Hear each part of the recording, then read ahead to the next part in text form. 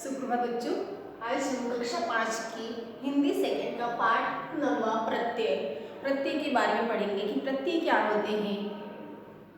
प्रत्यय पहले अपन ने उपसर्ग पढ़ लिए थे। उपसर्ग है जो शब्द के आगे लगते हैं, किसी शब्द के आगे लगकर उसके अर्थ में परिवर्तन कर देते हैं, अर्थ में परिवर्तन या उसका नया रूप दे देते हैं, तो वो तो उपसर्ग हो गए।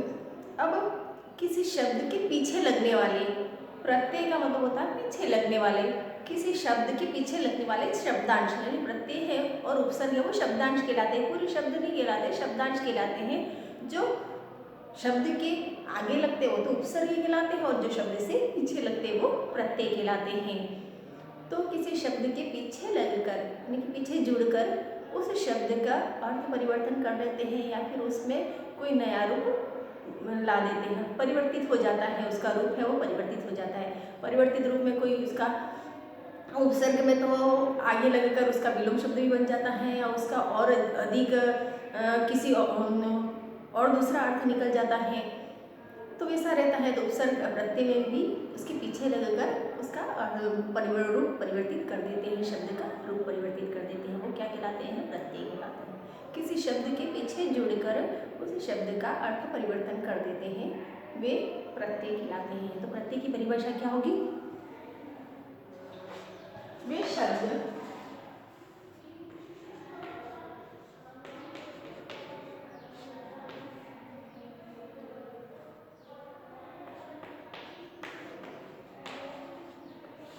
जिनका कोई अलग से अर्थ नहीं होता है, यानी अर्थ नहीं होता, इसका मतलब वो क्या हो गए? शब्दांश हो गए।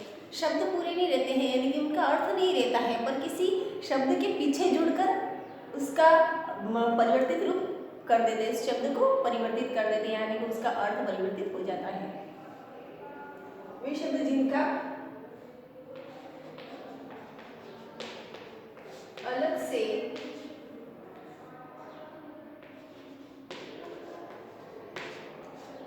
कोई अर्थ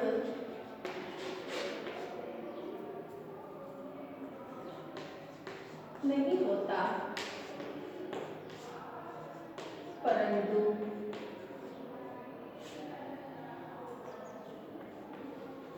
किसी शब्द के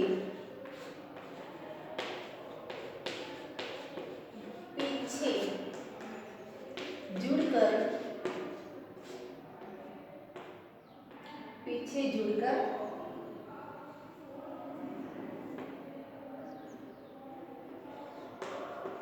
इस शब्द का अर्थ परिवर्तित कर देते हैं।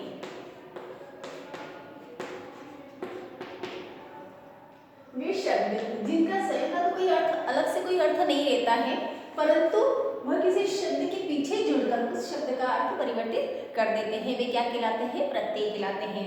अब प्रत्यय में आप देखोगे कोई कोई शब्द रहते हैं, किसी मूल शब्द क्या होता है? मूल शब्द है आपकी पाठ है, चाल है, भूल है, कोई भी संज्ञा शब्द है, सर्वनाम है, कोई भी शब्द आ जाए तो उसके पीछे जुड़कर वो उस शब्द का अर्थ परिवर्तित कर देते हैं।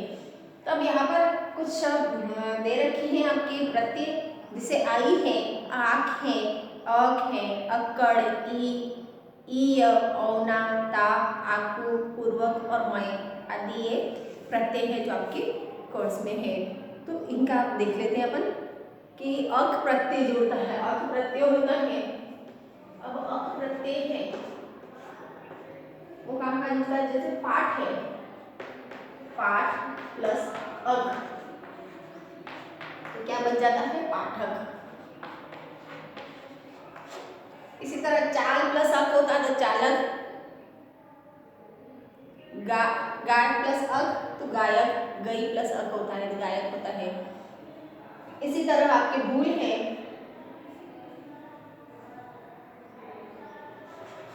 भूल प्लस अक्कड़ शब्द है, अक्कड़ प्रत्यय होता है तो भूल प्लस अक्कड़, भुलक्कड़।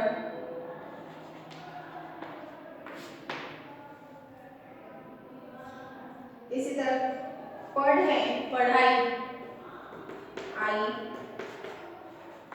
पढ़ प्लस आई, पढ़ाई हो गया। इसी तरह लिख से लिखाई हो गया।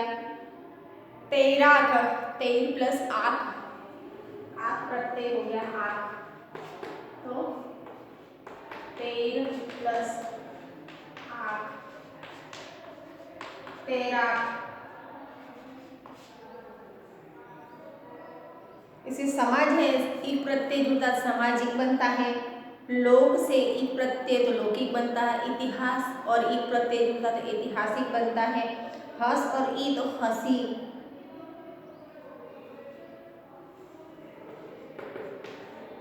यहाँ पे एक प्रत्यय समाज प्लस एक प्रत्यय होता है तो क्या बनता है सामाजिक। एक प्रत्यय में ध्यान रखना कि ये प्रत्यय कहीं भी पीछे जुड़े तो उसके आगे वाला जो शब्द वर्ण रहता है उसमें भी दीर्घ आदेश हो जाता है, अर्थात जो आगे वाला शब्द रहता है उसका जो मात्रा रहती है वो बड़ी हो जाती है। जैसे यहाँ पर एक प्रत्यय लगा तो सामाजिक बना। अब उद्योग लिखे अपन, उद्योग है और एक प्रत्यय जोड़ते हैं तो औद्योगिक बनता है, औद्योगिक, यानी कि उसका दीर्घादेश हो जाता है। ये एक प्रत्यय उ है तो ओ बन जाता है, तो ये ध्यान रखना। इसी तरह के ईय प्रत्यय है तो पठन प्लस ईय पठनीय हो जाता है। खेल प्लस औना तो खिलौना। मनुष्य और ता तो मनुष्यता बन जाता है। ध्यान और पूर्वक तो ध्यान पूर्वक हो जाता है। रहस्य और मय तो रहस्यमय हो जाता है। अब इसके प्रश्नोत्तर में आप देखोगे कि प्रत्यय को किसी शब्द के किस स्थान पर जोड़ा जाता है। प्रत्यय के कहाँ पे जुड़ते हैं, किसी शब्द के पीछे जुड़ते हैं। किसी शब्द में प्रत्यय जुड़ने पर क्या होता है तो उसके अर्थ में परिवर्तन हो जाता है। किन्हीं चार प्रत्यय के नाम बताइए, तो इनमें से कोई भी चार प्रत्यय ले लीजिए। अक है, आई है, आ है और इक है। अब साक्षर और साक्षर शब्द के पीछे ता जोड़ने पर साक्षरता बनता है। इस तरह नीचे दिए गए शब्दों के पीछे ता जोड़िए। अब अज्ञान है तो अज्ञान के पीछे ता जोड़ेंगे तो अज्ञानता बनेगा। प्रौढ़ और ता जोड़ेंगे तो प्रौढ़ता बनेगा। प्रभावशील है तो प्रभावशीलता बनेगा और कोमल है तो कोमलता बनेगा। इसी तरह नीचे पांचवा प्रश्न है, उसमें इक प्रत्यय जोड़ना है। इक तो इक है तो उद्योग से औद्योगिक बना, धर्म से धार्मिक बना, समाज से सामाजिक बना और नीति से नैतिक बना। छठा प्रश्न है, इसमें नीचे दिए गए शब्दों में पीछे मय जोड़कर शब्द बनाइए। करुणामय लिखा है, करुणा और मय। अब दया है तो दयामय, प्रेममय, शांति है तो शांतिमय, आनंद है तो आनंदमय। सातवां प्रश्न है, इसमें पूर्वक जोड़ना है। आदर है तो आदर पूर्वक, उत्साह है उत्साह पूर्वक, सम्मान है तो सम्मान पूर्वक, विनय है तो विनय पूर्वक। नीचे लिखे शब्दों में ई जोड़ना है। आप ई प्रत्यय जोड़ना है तो संन्यास है तो सन्यासी, विदेश है तो विदेशी, अंग्रेज है तो अंग्रेजी, अपराध है तो अपराधी, विलाय है तो विलायती। नवा प्रश्न है, बिकाऊ प्रत्यय में बिकाऊ शब्द में कौन सा प्रत्यय लगा। तो बिकाऊ में कौन सा प्रत्यय लगा, बी आओ तो आओ प्रत्यय लगा। घबराहट में प्रत्यय कौन सा है तो आहट है। इसी तरह वाला प्रत्यय लगने से बनने वाला शब्द कौन सा है, माला है, नाला है, जाला है या फल वाला है तो फल वाला है। तो ये तो है आपके प्रत्यय जो चैप्टर था 9 वह संपूर्ण हुआ। अगली क्लास का अपन पर्यायवाची शब्द पढ़ेंगे। तो इसके प्रश्नोत्तर की आपको पीडीएफ भी मिल जाएगी और प्रत्यय को आप देख लेना एक बार। प्रत्यय किसे कहते हैं और उपसर्ग दोनों में अंतर आपको आना चाहिए कि उपसर्ग होते हैं वह आगे लगते हैं और प्रत्यय है वह पीछे लगते हैं। शब्दांश, ये शब्दांश इनका कोई अर्थ अलग से नहीं होता है और किसी अर्थ के पीछे जुड़कर उसके शब्द का अर्थ परिवर्तित कर देते हैं। धन्यवाद।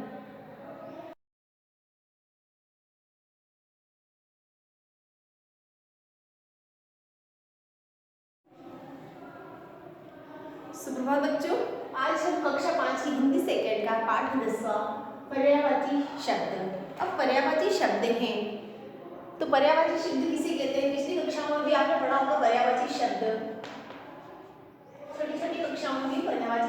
में पढ़े होंगे। तो पर्यायवाची शब्द किसे कहते हैं? एक तो अनेकार्थी शब्द रहते हैं और एक पर्यायवाची, दोनों में भिन्नता रहती है। अनेकार्थी का मतलब क्या होता है कि एक शब्द के बहुत सारे अर्थ रहते हैं। एक शब्द रहता है उसके बहुत सारे अर्थ रहते हैं कि अलग अलग भी हो सकते हैं, वो तो अनेकार्थी रहते हैं। एक शब्द के अनेक अर्थ निकलते हैं वो तो आपके आगे जो काव्य का पाठ रहता है, जैसे आपके पद रहते हैं तो उसमें वो आते हैं। और पर्यायवाची शब्द है तो जैसे एक शब्द है तो उसके अनेक अर्थ निकलते हैं। एक शब्द है तो उसका भी अर्थ वही रहता है, दूसरा शब्द है तो उसका भी अर्थ वही निकलता है। यानी कि बहुत सारे शब्द रहते हैं जिनका अर्थ है होता है वो समान रहता है। जैसे अपन मम्मी को मम्मी भी बोलते हैं, माँ भी बोलते हैं, माँ, मम्मी, माता जी, तो इन सब का एक ही अर्थ हुआ माई। तो वो बहुत सारे अर्थ रहते हैं बहुत सारे शब्दों के, यानी कि जिन शब्दों के अर्थ हैं वह समान रहते हैं उनको क्या बोलते हैं? पर्यायवाची। तो जिन शब्दों के अर्थ समान रहते हैं, यानी बहुत सारे शब्द ऐसे हैं जिनके अर्थ समान रहते हैं, उन शब्दों को क्या बोलते हैं? पर्यायवाची। समानार्थी, यानी कि एक समान अर्थ रहते हैं उनके, बहुत ही, यानी कि उनका उसके बदले में भी वो शब्द लिख सकते हैं। जैसे माता को मम्मी भी बोल सकते हैं अपन। इसी तरह पापा उसको क्या बोलते हैं? पिताजी भी बोलते हैं, जनक भी बोलते हैं, तो वो बोल सकते हैं। उनके बजाय उनका भी प्रयोग कर सकते हैं, उन शब्दों का भी प्रयोग कर सकते हैं। जैसे अपन फूल है तो फूल को पुष्प भी बोलते हैं। इसी तरह बगीचा है तो उसको उद्यान भी बोलते हैं। तो ये शब्द उसके बजाय भी वो शब्द लिख सकते हैं, तो वो क्या कहलाते हैं? पर्यायवाची शब्द कहलाते हैं। जिन शब्दों के अर्थ हैं वह समान होते हैं और एक दूसरे का पर्यायवाची शब्द कहलाते हैं। पर्यायवाची शब्द की परिभाषा क्या हुई? जिन शब्दों के अर्थ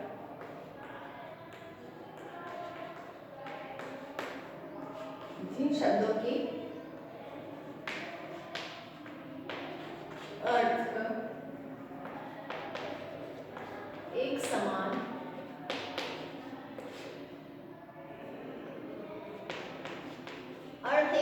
होते हैं उन्हें एक दूसरे के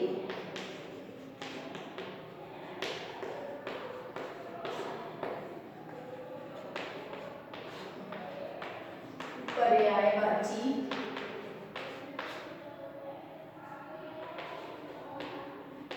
कहा।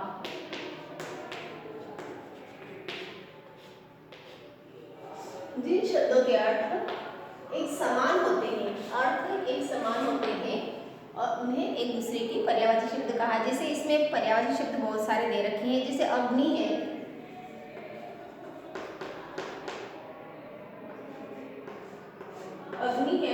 अग्नि का अर्थ होता है आग, ज्वाला, अनल, ज्वाला, अनल, पावक। इस तरह पुष्प है, पुष्प को फूल, कुसुम, सुमन, रसूल।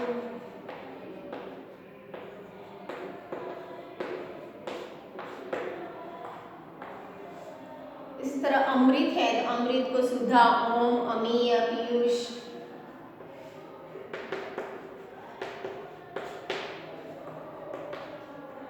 सुधा, अमीय, पीयूष।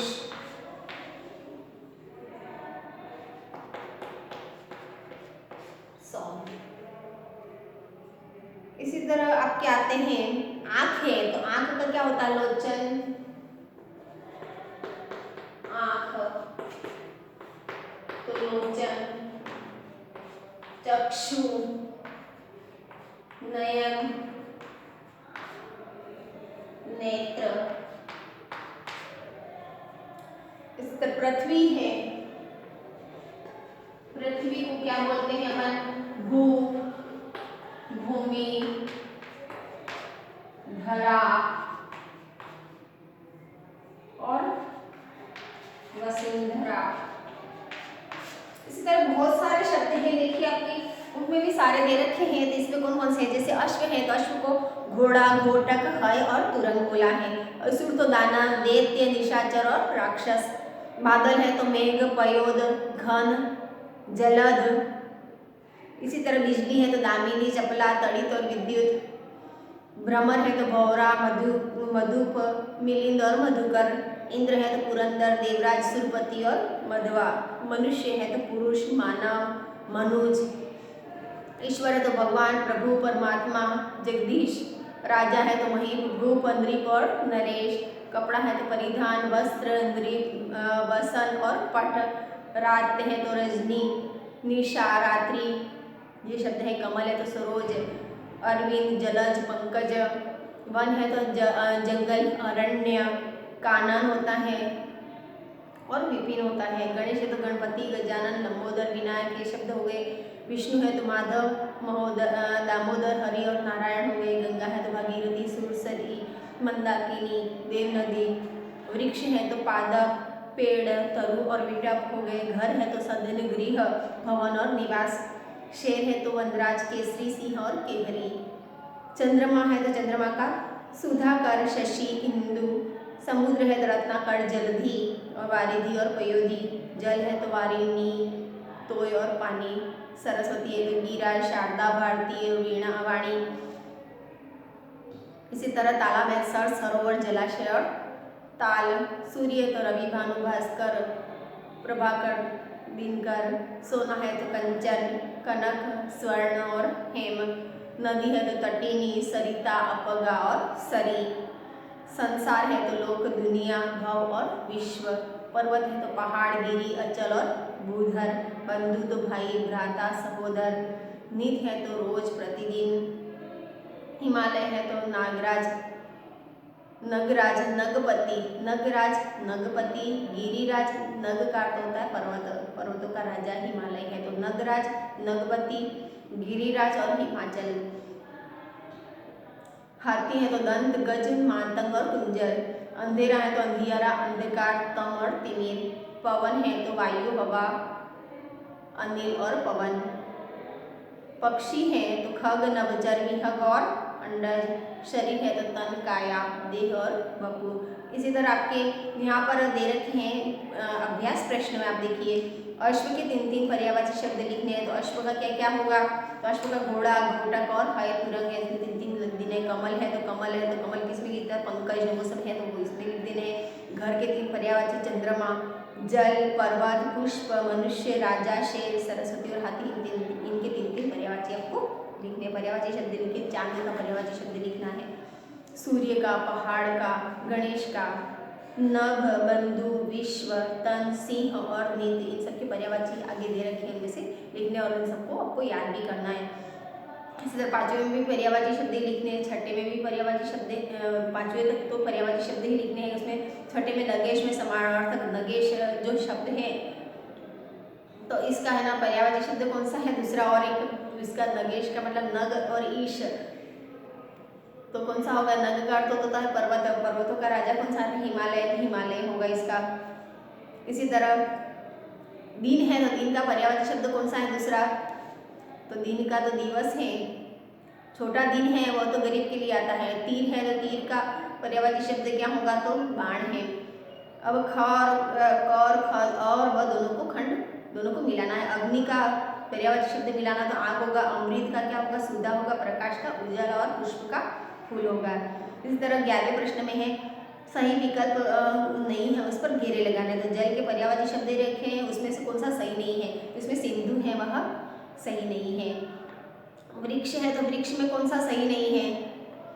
पुष्प है तो पुष्प में कौन सा सही नहीं है? इसी तरह स्त्री है तो स्त्री में कौन सा गलत है? स्त्री के पर्यायवाची शब्द है वो तो सही है, और जो गलत है उसमें घेरा लगाना है आपको। कमल है और आँख है, इन सबके आपको जो इसमें से पर्यायवाची है उनमें से सब जो गलत है उस पर सही विकल्प नहीं है, उस पर आपको गोला घेरे लगाने हैं। तो इसकी पीडीएफ भी आपको मिल जाएगी और कौन कौन से प्रश्न करने होंगे इसलिए आपको पता चल जाएगा। इसके साथ साथ ही आपको ये पर्यायवाची शब्द होंगे सारे आपको याद करने हैं। धन्यवाद।